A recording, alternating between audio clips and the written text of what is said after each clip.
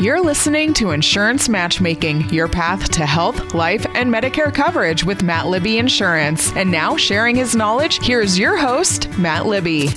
Good morning. Welcome back to Insurance Matchmaking. Today is a big day. May not seem like it to most, but if you're listening to this show today on its original air date, which is December 7th, 2025, this is a big day because this is the deadline day for the what some people call Medicare Open Enrollment, which is officially known as the annual enrollment period. That ends today, and it goes to midnight. Actually, I think it even goes to like 3 a.m. because it's midnight midnight on the West Coast. But if you haven't changed or looked at your prescription drug plan on Part D, this is your last chance to review that and make a change that takes effect January 1st. So that's very important. Your Medicare Advantage, it's not as big a deal as long as you're enrolled in a Medicare Advantage. We do have, as I've mentioned, hopefully you've remembered me saying this, we do have what they call the Medicare Advantage open enrollment period, which is January 1st to March 31st. Which you can make one plan change during that 3-month period and pick a different Medicare Advantage plan. And that falls into a lot of times people will, maybe they signed up on a new plan, had a great agent, does like I do, looks it up, that doctor shows that they are in the network for that plan and they're accepting new patients, or maybe, or even if they're not accepting new patients, that's your existing physician, and then you go in on your regular scheduled appointment in January or February or even March, and they go, oh, we don't take that plan anymore. We left that network at the end of December, or we left that network in January and it's now February or March. They're not stuck to those networks for the calendar year. Their contracts expire at different times, and so just because they show in the network, I've been listening to somebody saying they are actually still recommending their clients to double check with their doctor saying, hey, you show as being in network with this plan. Should I have any concern that maybe you might not be after the first of the year or sometime next year? And they should know. If they do change, there's not much we can do about that. But we do have that second chance That's what I was getting to. We have a second chance on a Medicare Advantage if you're not find yourself in January that you're really not in the right plan for you. Your drug plan, we don't have that option. We need to make doubly sure that you are on the right drug plan for 2025 on this day. And I say on this day, today's the day. I will be at the office, so probably as you're hearing this on the radio, I'm already there, and I'll work as long today as needed. People are coming in, but past years I haven't been real busy on the deadline day, surprisingly. As long as I've got people coming in or calling me and asking for help, I will continue to help them till I run out of the last ones, kind of like they do at the elections. If you're in line, we have to take you. That's my attitude when it comes to, I don't like doing everything last minute. I'd love to get it done, earlier. If we can't do it sooner, hey, at least I'll get you taken care of for January. So if you know anybody's been procrastinating on their updating their drug plan, have them give us a call. Have them come by the office. I'll take walk-ins, but if I'm already working with somebody, you're just gonna have to wait till I get done with that person. We'll help as many people as we can on December 7th. The other thing on that, I don't usually mention names of insurance carriers on the program here, but these two, it's very important. Mutual of Omaha and Farm Bureau are not going to be offering the Part D prescription drug plan in 2025. Now, if you had those plans, you should have gotten a notice from the companies that was happening, but sometimes mail just looks like junk mail, or you saw it and forgot about it. You can't just keep those plans. And I know a lot of times people go, well, I don't take anything. Why should I keep my plan? Well, the downside is if you don't have a drug plan and then pick one up later at another enrollment period, you're going to have a late enrollment penalty for that Part D. So that's always something to be concerned about and to make sure that we get covered for you. So if you've gotten a notice that your drug plan is going to be considerably higher on the premium next year than it is this year, get with us. There's still time, and there might be a lower cost solution. And And the flip side on that is crazy, but even if you're paying like an average monthly premium, $30 to $40, and figure, well, that's good to go, but you're gonna have, you'll hit that $2,000 maximum on your drug costs. There is one plan out there, I won't say the name, but it's right at about $95, and it sounds ridiculous. Why would you pay $95 for a drug plan? And I've done this example I think on a previous show, but I have a client that takes two, fairly expensive tier 3 brand name drugs. And because of those two drugs, he's been experiencing what's infamously known as the donut hole for the last several years. Has to face that deductible at the first of the year, and then about June falls into that gap, and then triples the cost of his prescriptions for the rest of the year. And most people who were hitting that, we're paying $2,500 to $3,500 total for their drug costs for the year. And I'm not saying, and that's just the drug cost, not the premium on the drug plan. This coming year, just using this client again as an example, those two drugs, very expensive. And we looked at two different plans. One company, the plan's basically $27 a month, and the other one, it's $95 a month. That $27 plan would have cost him $400 more over the year than the $95 drug plan. And I know that sounds crazy, and it's really it's a little hard to explain, but the $2,000 maximum out of pocket isn't always a $2,000 max out of pocket for some people. And and just before I go into a little bit more in that explanation, the other thing is, it's not a $2,000 cap on all prescriptions. Every insurance company, every Part D plan or Medicare Advantage plan that includes Part D has their prescription list or drug list called the formulary. If that drug is not on their formulary, it's, for all practical purposes, it's out of network. It's just like if you have an HMO and you go to a specialist that's not in your network, you have to pay 100% of the cost for that doctor. It's the same way if that drug is not on your formulary. So it's not that $2,000 cap is not on plans that you just pay cash yourself. It's only if it goes through your insurance company, and it has to be covered by that plan. So anyway, on this other plan, they have what's called the standard Part D plan. And that's the plan most people, if they do get assistance for the low-income subsidy, which is also called Extra Help, and that's a fund that's provided by Social Security. It comes out of Social Security funds to help lower-income people pay their drug costs, but their income's not low enough to get help through the Medicaid system.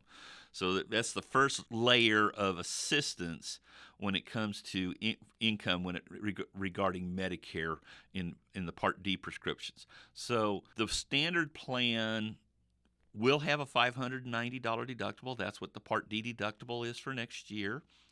And it's usually going to be priced between $30 to $40 a month for the premium. And you're like, well, how does that help people on low income? Because if they qualify for that assistance, Social Security pays that premium, plus they get their drug costs or lower copays.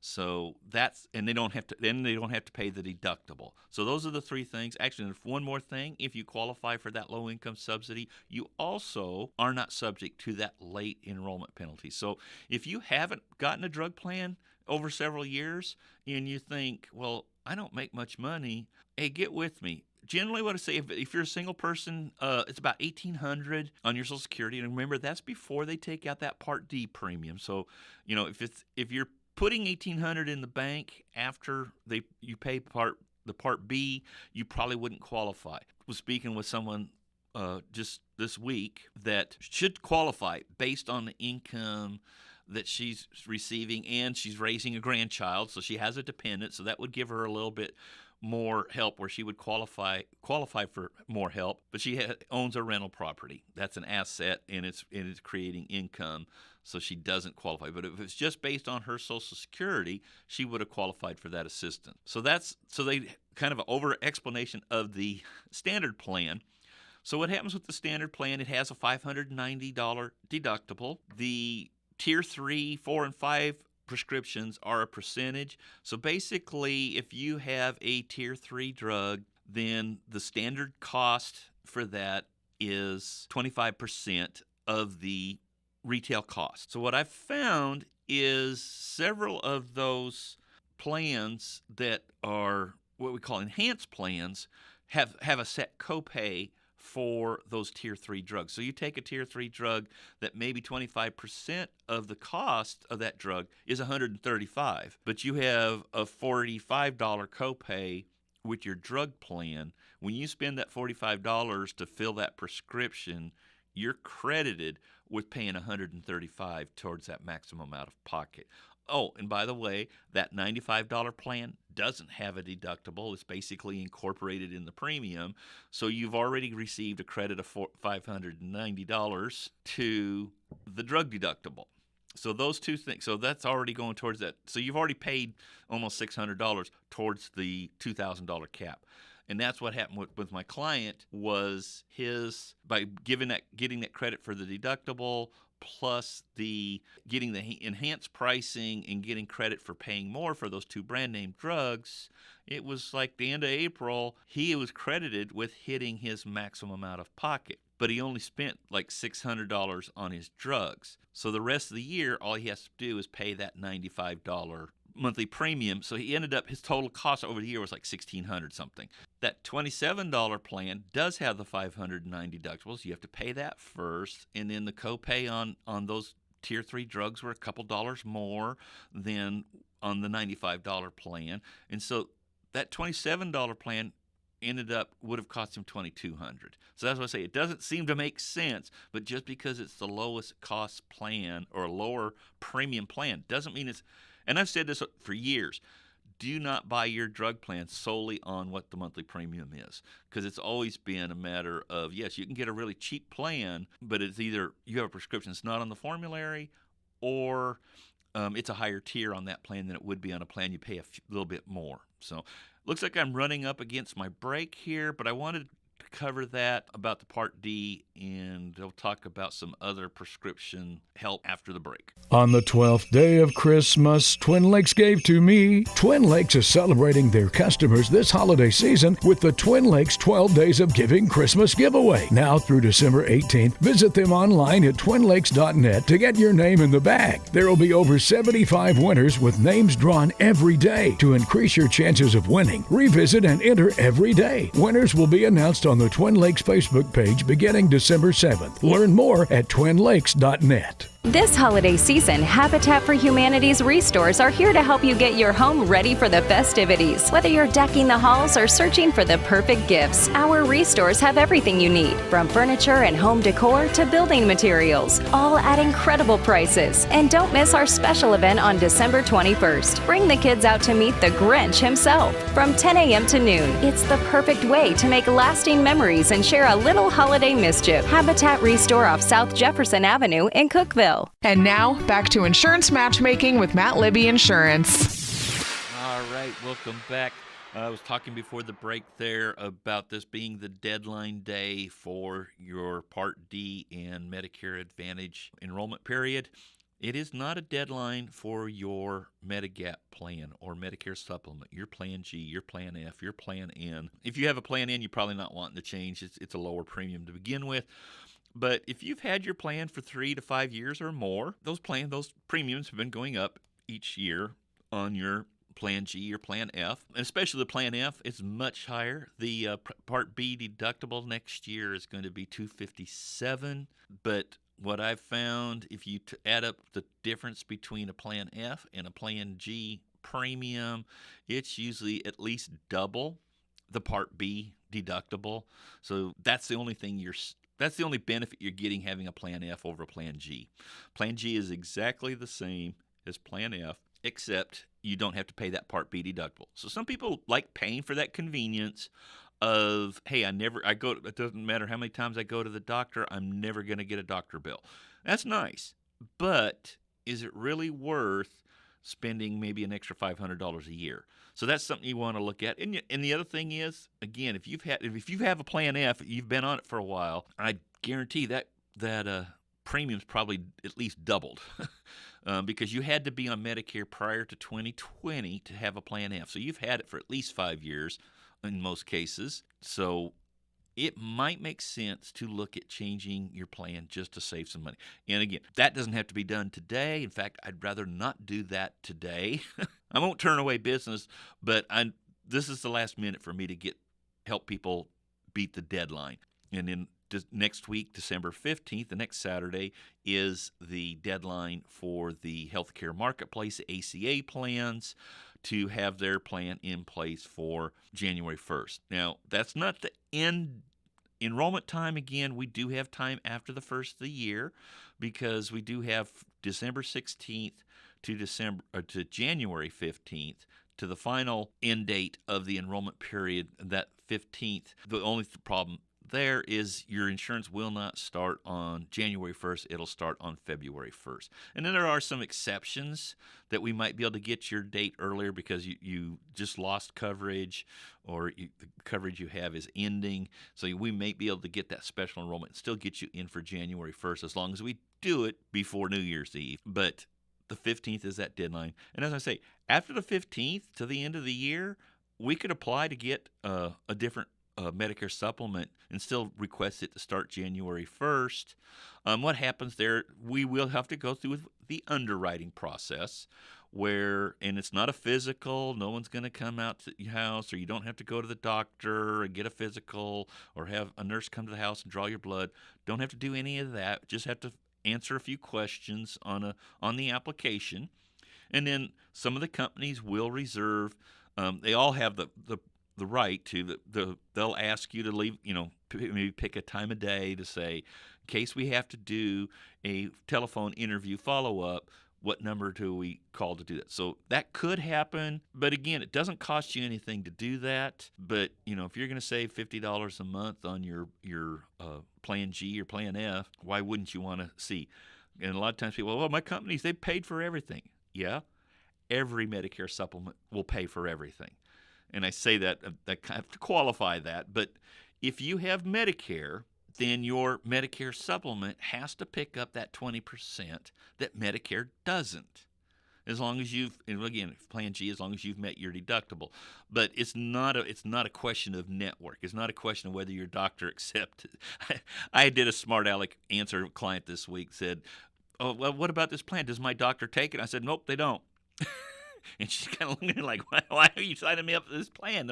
Your doctor doesn't, and I do air quotes here, doesn't take your Medicare supplement. Your health insurance is Medicare. If you don't have a Medicare, if you're on Medicare and you don't have a Medicare Advantage, Medicare is your insurance. If you have a Medicare Advantage, that Medicare Advantage takes over as your insurance. And then that network matters. Then it matters, does your doctor take it?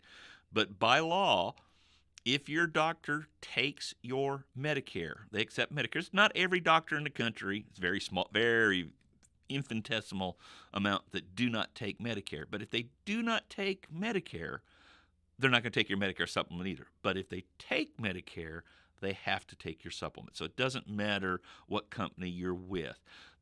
What company you have matters more. What are their rate increases like? What are you paying? What is your cost actually going to be? And then sometimes they'll have add-ons like fitness benefits, dental discounts, dental plans. Most plans aren't going to have any kind of dental, but some of them might have dental discounts. So those are kind of some of the exceptions why it might make sense to look at a different company. But if you're just looking for the lowest premium, pick the lowest premium. Now, the downside on that is they may be the lowest today. 5 years from now, they may be the highest. So you're always running that risk. The other thing is, even if you've never heard of the company before, and you're like, well, what if they go out of business? Great. They go out of business. You have a guaranteed issue to get another plan that they cannot turn you down for any health reasons because the plan you had no longer exists. So you're pretty safe, even if, like I said, if you hadn't heard of the company before, you don't have to. And the thing is, the Medicare supplement companies don't do a lot of advertising. They're more word of mouth through brokers like myself.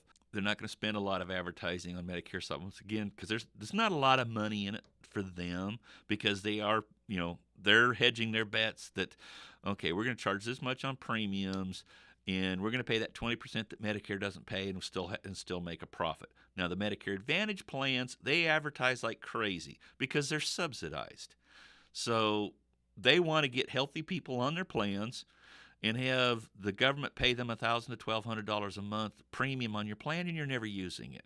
So that's why they advertise, because there's a lot of profit in those Medicare Advantage plans, not a lot of profit in the Medicare Supplement. Now, you have companies that do both, the big name companies, and again, not going to name names, but the ones that you see them advertising on TV. Most of those companies also have a Medicare Supplement. So they're going to make their money one way or the other, and that's one of the reasons why I do both. I want to make sure when I meet with somebody and I go over their options that when all's said and done, I have a new client and I'm going to get paid something for providing them with their coverage. Great news for you as a prospective client, you're not going to pay anything. I cannot charge for my services and say you're not going to pay anything. You're not going to pay me anything.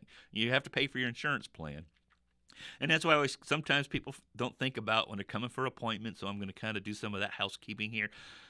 If you're on Medicare, bring your red, white, and blue card. I don't really care. I don't necessarily. Sometimes I want to see it, but it doesn't help me to sign you up on a new plan if you have your current Medicare Advantage card. It has an ID number, but the ID number I have to put you on a Medicare plan is that Medicare number, also referred to as MBI, which is Medicare Beneficiary Identifier. That's the official government name for it. But that number, and if you've been on Medicare for a while, your Medicare number is not your Social Security number. I had somebody come to my office and go, "Here's our numbers." It's like, yeah, that's not your number.